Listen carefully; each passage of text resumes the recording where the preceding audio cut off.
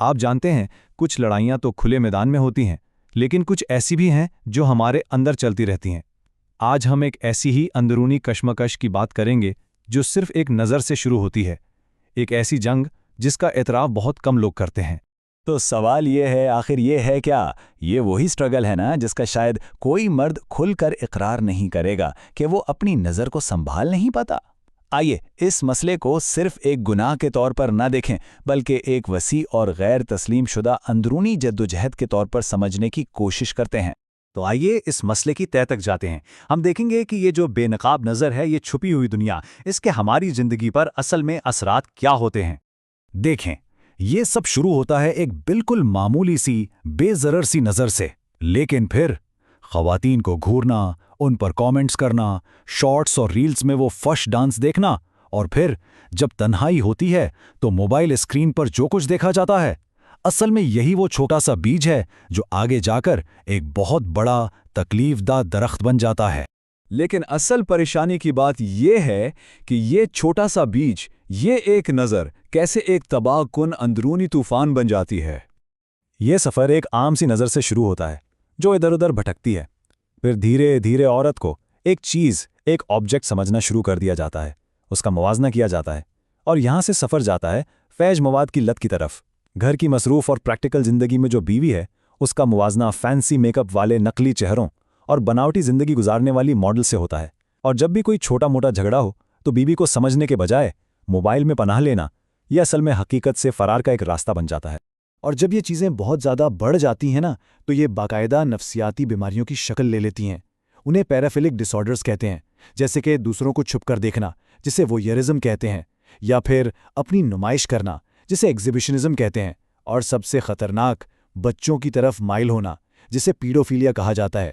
اور سوچئے، یہ سب بیماریاں، ان کی شروعات بھی اسی ایک بد نظری سے ہوتی ہے۔ اس سے آپ اس مسئلے کی سنگینی کا اندازہ لگا سکتے ہیں۔ تو سب سے اہم بات یہ ہے کہ یہ جو اندر کی خرابی ہے نا، یہ صرف اندر نہیں رہتی، یہ باہر نکلتی ہے اور گھر کے پورے ماحول کو زہرآلود کر دیتی ہے۔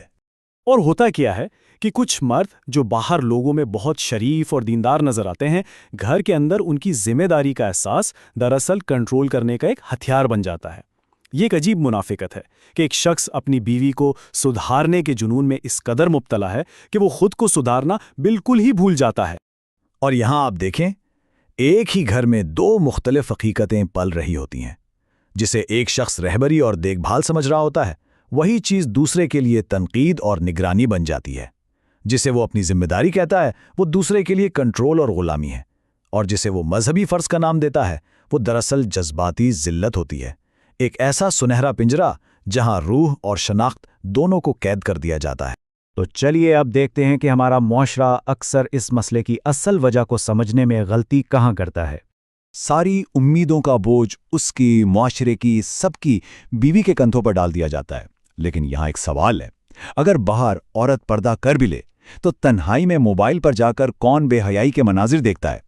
دیکھیں، ان تمام مسائل کا پریشر گھر کی عورت پر ڈال دیا جاتا ہے، جبکہ اصل مسئلے کو بس نظر انداز کر دیا جاتا ہے۔ ذرا سوچئے، اگر عورت کا لباس ہی اصل مسئلہ ہوتا تو پھر کم عمر، باپردہ لڑکیوں اور یہاں تک کہ چھوٹی چھوٹی بچیوں کے ساتھ زیادتی کے واقعات کیوں پیش آتے؟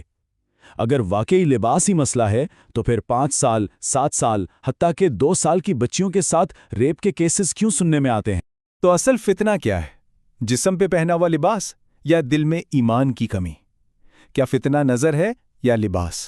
اصل سوال یہ ہے کہ کیا ہمارے اندر وہ خدا کا خوف اور ایمان ہے جو ہمیں کسی حد پر قائم رکھتا ہے؟ اور اسی پوائنٹ پر قرآن ہمیں بالکل واضح ہدایت دیتا ہے۔ سورۃ النور میں اللہ فرماتا ہے، ایمان والے مردوں سے کہہ دو کہ اپنی نگاہیں نیچی رکھیں اور اپنی شرمگاہوں کی حفاظت کریں، یہ ان کے لیے زیادہ پاکیزہ ہے۔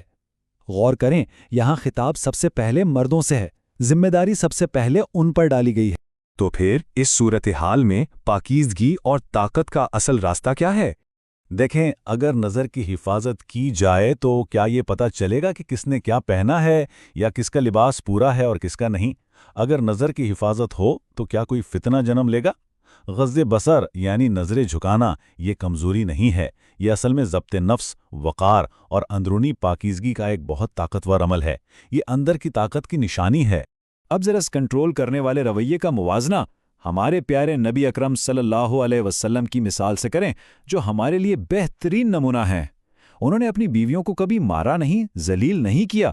وہ گھر کے کاموں میں ہاتھ بٹاتے تھے، اپنی محبت اور عزت کا کھلے عام اعلان کرتے تھے، ان کے ساتھ دوڑ لگاتے تھے اور ان کے جذبات کا پورا احترام کرتے تھے۔ یہ ہے ہمارے لیے اصل مشعل راہ۔ تو ٹھیک ہے، مسئلے کو مان لینا پہلا قدم ہے، لیکن اس کے بعد جو چیز ضروری ہے وہ ہے اندرونی تبدیلی کے لیے ایک مضبوط ارادہ اور کمٹمنٹ۔ اور ہاں، ہم یہ مانتے ہیں کہ آج کے دور میں یہ ایک بہت بڑا اور مشکل چیلنج ہے۔ سوشل میڈیا کے اس دور میں کیا کبھی فیس بک یا ٹک ٹاک کھولنے سے پہلے سوچا ہے کہ آج کیا دیکھنا ہے؟ شاید نہیں۔